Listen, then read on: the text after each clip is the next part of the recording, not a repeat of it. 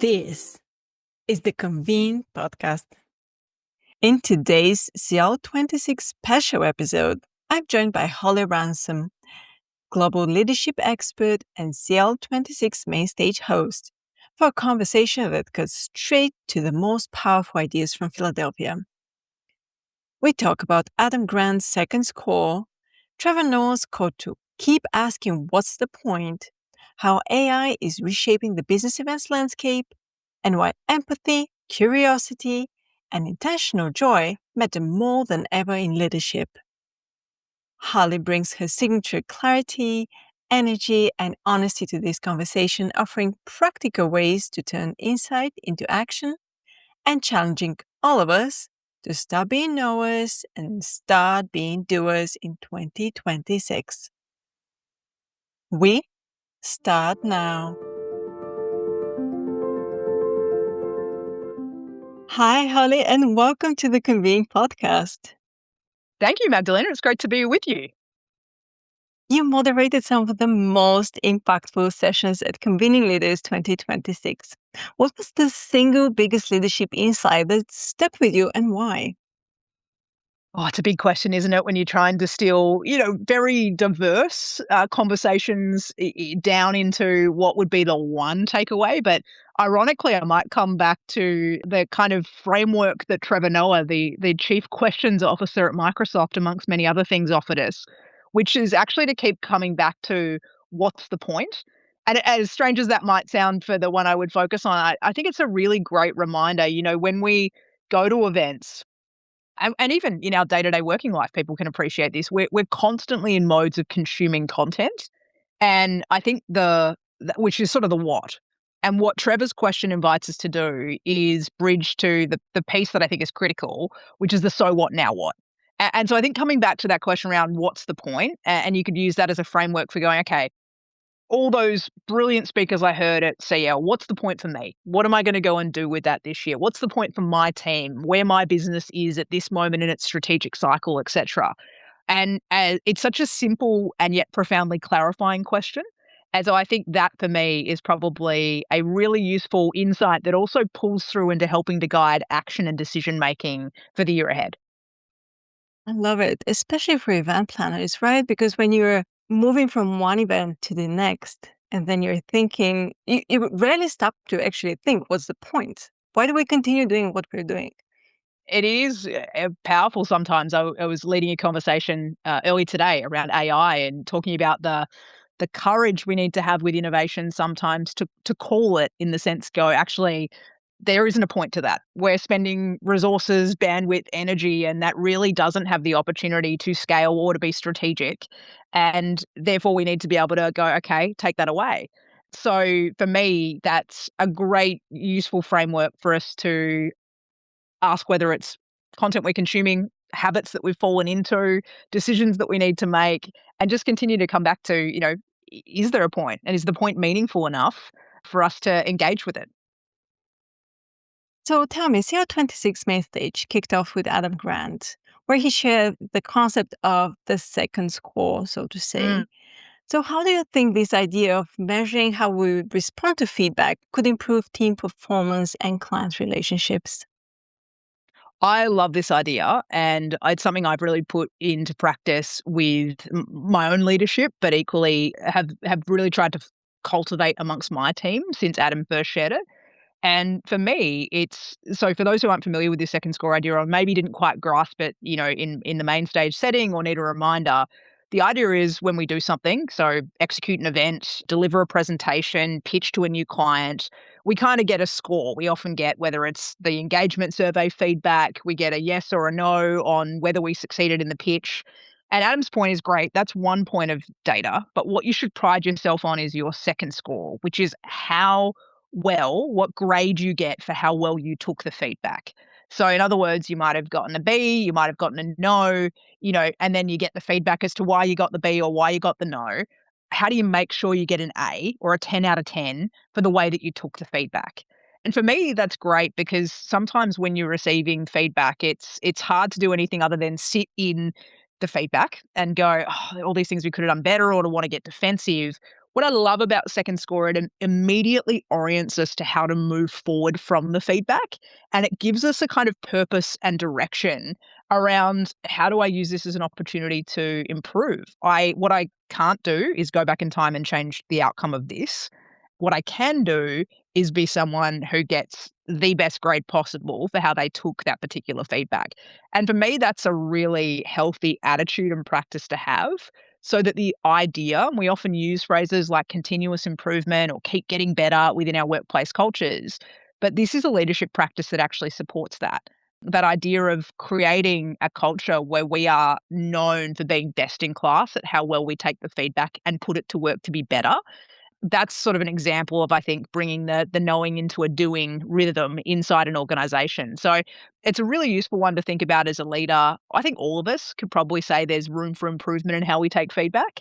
And it's also a great concept to introduce to your team. If you think about regular cadences, whether it's post event, whether it's annual performance reviews, where you know you've got moments where you've got to give your team feedback.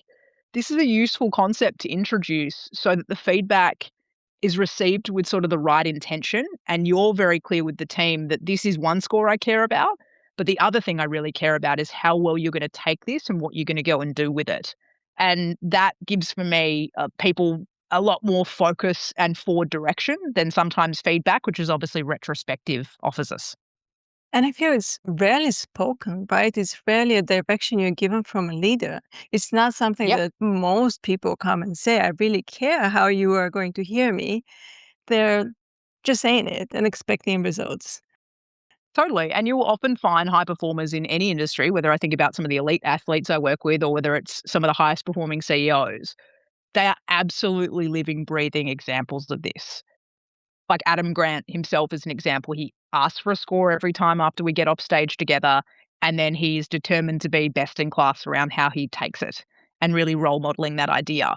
But we just don't name it, or we don't have a phrase. And culture, particularly if we think about the extension of this idea to team leadership, positive cultures don't happen unconsciously. They happen because we can name things. We can give people a sense of habits and processes that are expectations and that ultimately are expectations because they deliver results. And so I love this second score phrase for kind of making that habit that you see so consistently amongst high performers. They do, they metabolize feedback really well. They're hungry for it, they take it on, they embrace it, and they move forward really rapidly. But we're making it conscious and we're making it a cultural practice now. And there's a lot of empathy embedded into this practice, which brings me to Trevor Noah, who emphasized empathy and curiosity as tools for bridging gaps. How did that resonate with the broader conversations at CL26 about inclusivity and global collaboration? Yeah, I think, he talked a lot about when he comes into an audience, trying to find the way immediately to connect. To your point, how do I create a bridge? How do I seek to understand this room, who this group of people are, what unites them, in order that my comedy can be understood? Like, because if I can get them, then I'm more likely to be able to land my stories and my choices and etc. in a way that's really going to deliver for them. And I think broadly, there's so much we hear about making sure that when you're working cross culturally, when you're working in diverse teams, when you're trying to make sure your points land, that you do have a curiosity and a desire to understand. I mean, people feel that from you. People get a sense of whether you're a leader that works that way or whether you're a leader that pays lip service to those sorts of ideas.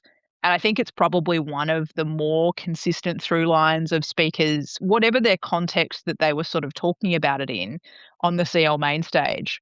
There was this thematic around seeking to understand before you seek to be understood, that disposition and genuine disposition a leader needs to have towards curiosity. But to your point, curiosity combined with an empathy. So not just, that's interesting, but that desire to sort of come at that from a perspective of how does this allow me to understand you better and how you might be viewing this change, this idea, the innovation we're embarking on, the feedback I just gave you from a different lens. So for me, that's a really consistent thematic across our main stage speakers. And something else that was a recurring theme was AI. So we had Yeah. JQ, who mentioned the AI concierge, and Zanny Minton-Beddoes, she made an analysis of what she called artificial general intelligence, or AGI. So what were some of the most surprising insights about AI's role in events that you heard? I mean, I think the big thing, and it probably came through for me quite strongly in Zanny's presentation, as someone who really gave us a sort of state of the nation broadly around these disruptive trends. We are at the start of sort of the J curve when it comes to the rapid exponential acceleration and advancement in sort of AI's capability, which I think really just makes everyone sit up and go, we're like, hold on, we're in for quite an extraordinary ride over the period ahead. And there are a couple of things that came out of that for me. One is just the absolute imperative as business events leaders that we are engaging with these tools. We have to be experimenting in order to understand, and we need to be keeping across the evolutions of these tools in order that we can make sure that we maintain a level of judgment and understanding that allows us to set strategy, that allows us to understand evolving customer expectations and changing workforce skill demands and the like. So there was this piece around, if you are not playing with AI already, if you are not building agents, and I'm not talking about am I doing ChatGPT and have I learned how to prompt? That's a little while ago. Really trying to maintain okay, where is AI at the moment? And am I playing and testing the current capability set? And agentic AI would be where I'd be saying for early 2026, you should be making sure that you're playing. We're going to fall behind. And it's really critical as a leader. You are an AI leader now. And that mindset, I think, came through. We need to embrace that. I think the second thing broadly was just the sense of disruption that lies ahead, and how a lot of it will probably come outside of our industry first. And one of the things that Zanny encouraged us to do in that regard, which I think is a really great practice, is how are you building a cross-functional mindset or a cross-functional cohort of people that can help stretch your thinking? So it might be that you've got a couple of people in your regular coffee catch-ups, or a little group that you pull together on a WhatsApp thread, or a cohort that you have lunch with once a quarter, that intentionally you pull from different sectors. And the conversation is around, what are you seeing in AI? How's it disrupting your world? What are the cases or use cases that are really driving value? What are the challenges or the things that absolutely didn't work? They are going to allow you to continue to test thinking, be alive to what's happening in other sectors, long before potentially some of these applications make their way into business events. And I think the other benefit there for business events leaders is we are convening the conversations that are happening on this. We are servicing clients, and every program I've worked on for 3 years now has AI in it in some way, shape, or form. So we need to be able to engage with it with that credibility too. We've got a ready access to those sorts of insights. So make sure that you're using that as an opportunity to tap in and stay relevant as well. So they were a couple of things that Zanny in particular really got me thinking about. We need to get our AI skates on.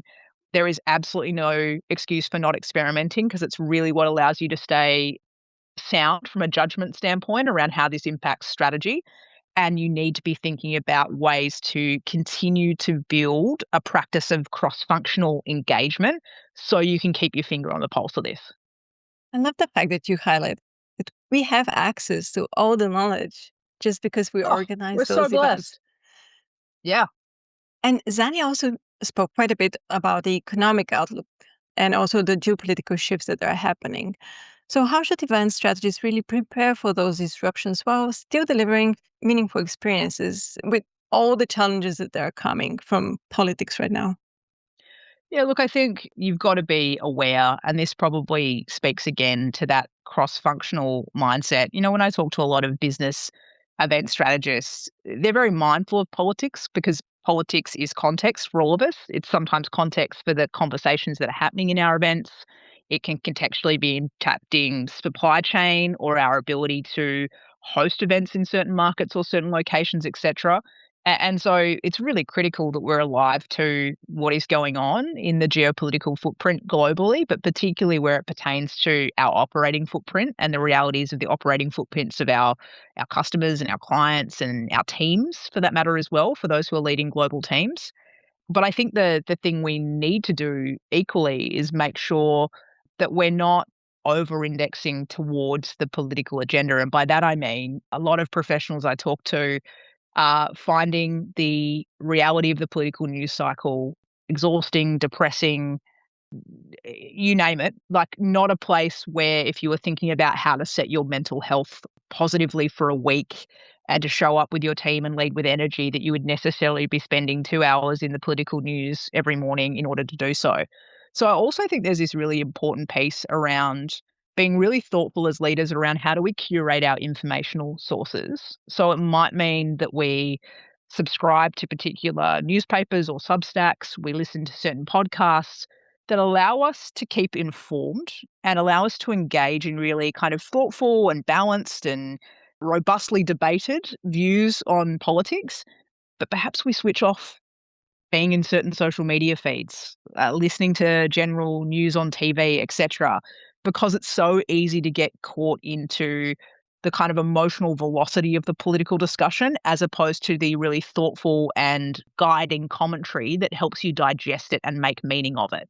And so I think for me, it actually really created a thoughtful reflection around how do I need to curate my informational sources so I can stay informed, but I can stay out of the cycle of chaos that the algorithm, and Zanny talked about this, the sensationalism of algorithm, we know bad news sells, and so that clickbait cycle that it's really easy to get caught in.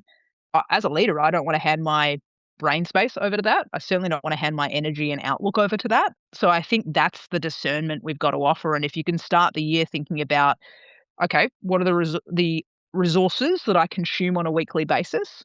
What needs to move out of that list? What do I maybe need to delete off my phone so I can't be tempted into it? And what do I want to be really thoughtful about making the time, 10 minutes every morning over my coffee, or, a long read uh, hour at with my book on the weekend, or whatever it might be, that's going to allow me to have the brain space to actually think through this in the way that I need to, but not be caught in the velocity of it. And speaking of the other side, Tabitha Brown spoke about being intentional with your joy and Love reclaiming that. moments of care, right? It's the exact opposite. So, how can event organizers translate that into attendee experiences in 26 and beyond?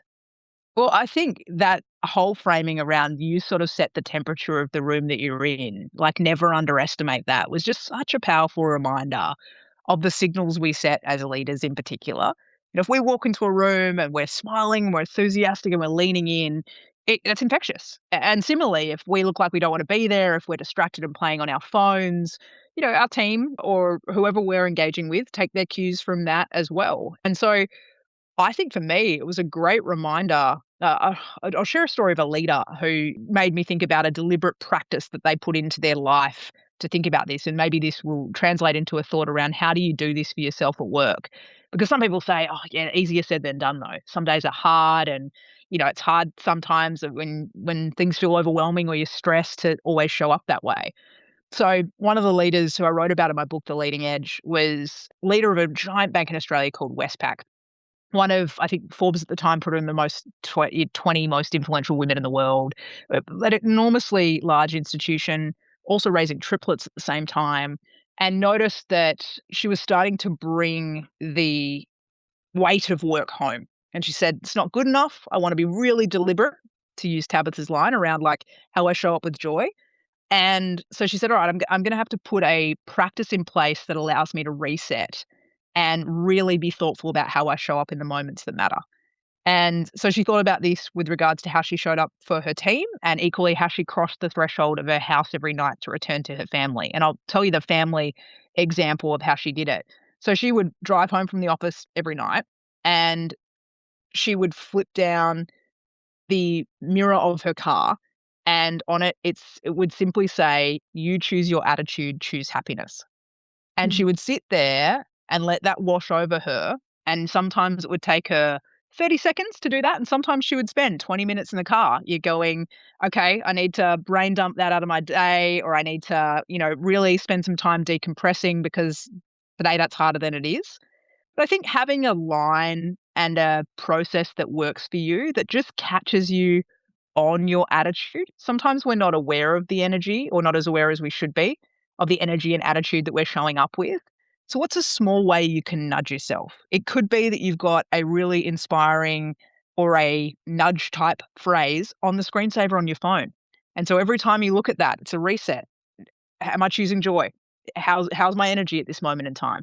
It could be that as you go into major meetings, you set yourself a reminder 10, 15 minutes beforehand for a phrase, an intention, a question that allows you to step back and go, yeah, you're right. I do get the choice around how I show up in this. What choice am I making? So I think there's just a piece around how do you circuit break? Because it's so easy to get caught in the cycle of busyness. It's very easy to get caught up in the stress in high demanding industry. Our industry is incredibly demanding, and there's a huge sense of constant urgency that we work with in the business events arena. But we need to be able to have practices. The reality is none of that's going to change. So we've got to develop strategies that are match fit for that operating environment in order to bring these ideas to life and get the benefit of them in our leadership. And so the thing I would think about with Tabitha's idea is what's that small nudge, that small circuit break, a la the Post-it note on the driver's side mirror that you could bring into your practice to assist you in choosing joy or being more deliberate around the attitude and energy you show up with. I love it. And it just reminded me of Erin Stafford's keynote when she said, we wear busy as a badge of honor, and that's not good. It's not giving us any benefit, right? These themes, it resonates so strongly with the attendees around proactive rest and resilience and really showing up as our best selves. Why do you think these themes resonated so strongly with attendees? I think because our industry feel it. We do. We feel the stress of the adrenaline oriented industry we live in. It is very easy to go from one event to the next, to have no time to pause in between. Events themselves are very high energy, high octane, bump in, go, bump out onto the next thing. And so I think there's an element of people feeling burnout. I mean, broadly, we've seen certainly post pandemic, really high presentation of leaders, more than two-thirds of leaders who say, I've experienced burnout in the last 12 months. Now, that's astonishingly high. And it might be that we're starting to talk about it more and making it a little bit like less stigmatized to have conversations about it. There's a reality burnout has always existed, sure. But that's also a data point. Like burnout doesn't lead to good decision making. Burnout doesn't lead to the best of our creativity. Burnout doesn't lead to that extra mile effort for the customer when it really counts. And so as leaders, we need to be really mindful and go, okay, now that I know that, or now that I feel that myself, what am I going to challenge myself to change? And I think thinking about those practices for yourself and your personal leadership. And I think one of the things we often underestimate as leaders, making those personal practices visible in order that my team understand I do things to look after me. I prioritize that. I expect you to prioritize that too is a really useful conversation to start. Because sometimes, one, our teams project onto us that we don't need that, and somehow we just cope with all of this and we don't feel stress and we don't find it hard ever. And that's not true. But leaders, we can have that projected onto us from people that we lead. And secondly, the greatest influence in terms of changing behavior of your team is the behavior that they see you exhibiting, because they are of the belief if you're doing it, you're going to recognize and reward it and expect it from us. And if we're doing those things, then that's going to get repeated. So it's really important if you're doing it, don't do it in silence or in a silo. Do it in public. Share that you're going to partake in CrossFit in the mornings because it puts you in the best state. I led a great conversation with Ori Lahav from Kenna's group and Karina Bauer from IMAX and Virginie from Destination Canada at CL. And they've all got these examples as leaders. Karina's a rock climber, for example. They have things they do that they block into their diary before everything else comes in order to make sure they're managing themselves, spiritually, mentally, physically, and then make sure that they can therefore be the best version of themselves for everyone else. And so I think making sure what I love about the stories they told, though, is they don't just go rock climbing and lie about it in their diary. Everyone knows that's where the boss is. And it makes it okay to also make those choices and to share what those things you're doing are and to have that kind of healthy relationship of, yeah, we get stuff done, but we get stuff done because we look after ourselves on the journey to do it too. Yeah, being vulnerable, just we're all human at the end of the day, even if Yeah. you're in the leadership position. So just open that door for the team. If you had to pick one CL26 insight that every event professional should act on immediately, what would it be and why? Oh, again, tricky question to distill it down into one idea. I think probably in addition to the conversation we had earlier around continually coming back to what's the point, Adam Grant spoke about the idea of not just doing gratitude lists, but having contribution lists. And really as a means is sort of like gratitude lists are great, but they're relatively passive. And contribution lists are a really great way of maintaining motivation and thinking about your purpose, your impact, and then setting that intention for how you keep moving that forward. So he said the idea of, keep doing your gratitude list, but combine it with a contribution list. Like, how did I contribute today? It's a really great way of, I think, having a micro accountability for putting ideas into practice, being deliberate about your energy, thinking thoughtfully about how you used your time and energy today, and being able to check in and go, well, did I feel like I did or didn't? If I didn't, then what am I going to do differently tomorrow? If I did, then great. I can be really proud and have a great sense of accomplishment about today.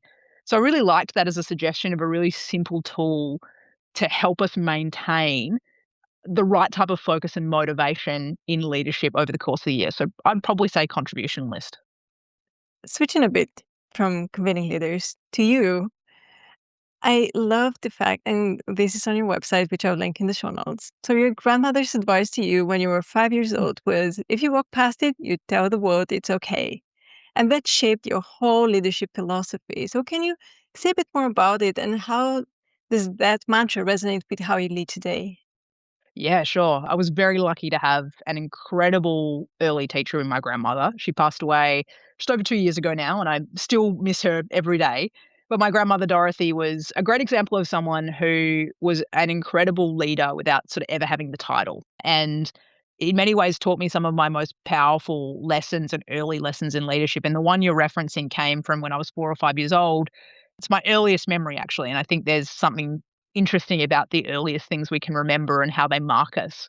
But we were shopping, trying to get some food for lunch, bread and milk, and we're in line at a supermarket to check out. And there was a man that at my stage of life, 4 or 5 years old, looked like a giant. He was probably 6 foot. And he was yelling at this poor young girl that was on the checkout because she'd given him the wrong change. And I just remember these red, rosy cheeks of this girl that looked like she wanted to melt into the floor and disappear. She was so embarrassed. She looked like she was a little bit afraid, to be honest, because, quite a big man. And before I could blink, my grandmother, all of like 5 foot of her, had inserted herself between this poor young girl and this man who was very angry and simply said to him, looking up at him because she was a fraction of his height, and said, "How dare you talk to that young woman like that? You apologize." And this guy looked like he'd never been told off in his life because it took him a few seconds to process what was happening. And eventually he sort of said, "Well, sorry," and grabbed his things and sort of moved out of the store. And my grandmother thought nothing of that, like, sort of proceeded to pay for whatever we were purchasing, went to leave the supermarket before she realized I wasn't still sort of holding her hand standing next to her. I was sort of still back in the line, a little bit frozen by what had taken place in front of me. And as she came back to grab my hand, I said, "Grandma, that was so brave." And said to me, "Honey, if you walk past it, you tell the world it's okay." Now, I didn't understand the full weight of that idea until I was much older. But the most powerful thing about that is my grandmother didn't say it, she showed me. In that moment, it would have been really easy to be a bystander, not do anything. It would have been really easy to say, "Oh, such and such should have happened in that situation," and told me about what someone should have done. But she did. She stepped in and she didn't walk past it. And she decided that she was going to make the choice in that moment to do something about it. And I think when I even in my early 20s, when I started to look at these patterns around what I'd chosen to say yes to, the opportunities I'd picked, whether they were volunteering or career, the different work that I was really fired up around, all of them were sort of moments where I'd stumbled on something that I felt like I couldn't walk past. And so then the challenge had been, okay, well, how are you going to show up in this moment and do something?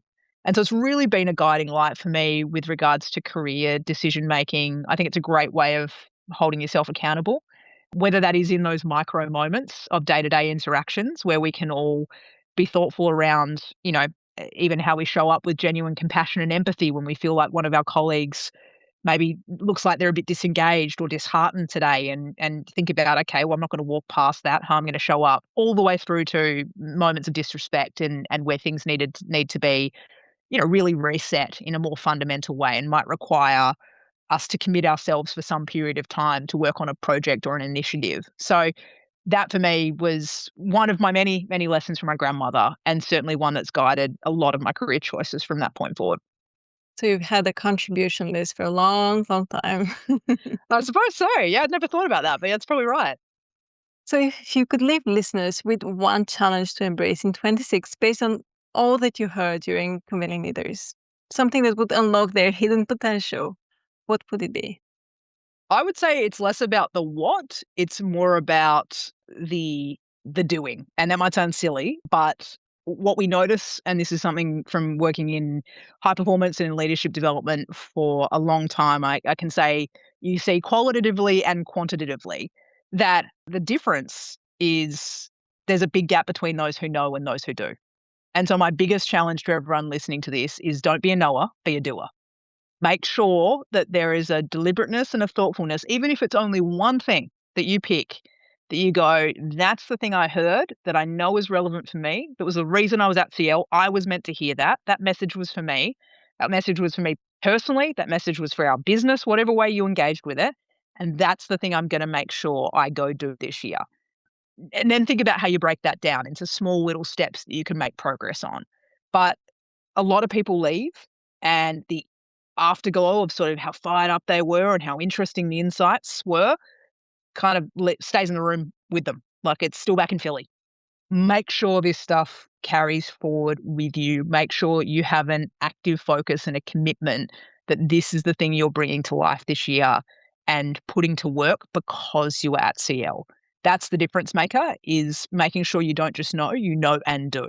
And I'd encourage people, whatever it was that resonated with them, because the most important thing is you're not going to do it if it didn't resonate. I could say to you, do this, and you could say, that doesn't really land for me. It's like, great. What landed for you? What does going and starting the doing look like? Think about your first step. And it can be as easy as put it on your calendar for Yep, 5 minutes. Think about it, just to have it in front of you. totally. Yeah. Make a connection, have a virtual coffee that you lock in for March with your colleague to say, hey, I want to recap on your reflections from CL and what progress you've made on some of the ideas or the things that really it sparked for you. Find a way to hold your own feet to your fire.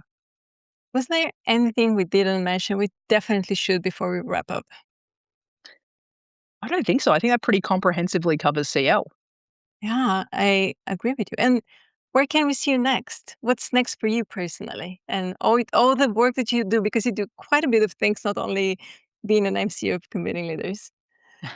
I think that's the thing that's sometimes funny with this accent. People think I come over to America once a year for convening leaders, but I don't. I'm working all year round, based in Los Angeles, but all over the world, leading conversations that matter, whether they are industry wide, which is sort of what CL is, a real industry conversation, through to Chatham House forums with Fortune 100 CEOs and executives, where they're delving into problems of strategy, culture, momentum in their organizations, you name it. So it's one of the great joys is the sort of emceeing I do on stage also sort of translates beautifully into the executive facilitation that I do in smaller rooms. So you'll see me all over the world this year doing exactly that, leading conversations around, how we navigate these moments that matter, these critical decision-making junctures across a variety of different industries and organizations. And sometimes actually that most crucible type work is totally behind closed doors in rooms I'm never allowed to talk about. But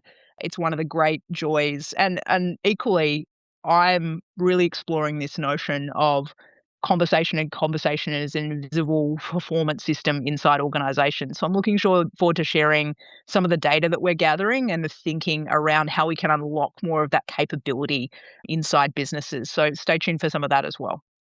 Wonderful. And now, as I said earlier, there will be a link in the show notes to your website so people can check out your work and subscribe to your newsletter on LinkedIn and follow everything that you do, which is beautiful. Holly, thank you Thank you so so much much. for being on the podcast. Thank you for having me. Great to continue the CL conversation, and I hope this has given people a bit of an opportunity to revisit some of the main stage conversations, digest them a little bit, and have a few ideas for how to pull them into action as leaders in 2026. And they can definitely write to both of us and tell us how they're holding themselves accountable. I love that idea. Absolutely. Hit my LinkedIn inbox up. Thank you, Holly. Thanks so much. Remember to subscribe to the Convene podcast on your favorite listening platform to stay updated with our latest episodes. For further industry insights from the Convene team, head over to pcma.org/convene. My name is Maggie. Stay inspired, keep inspiring, and until next time.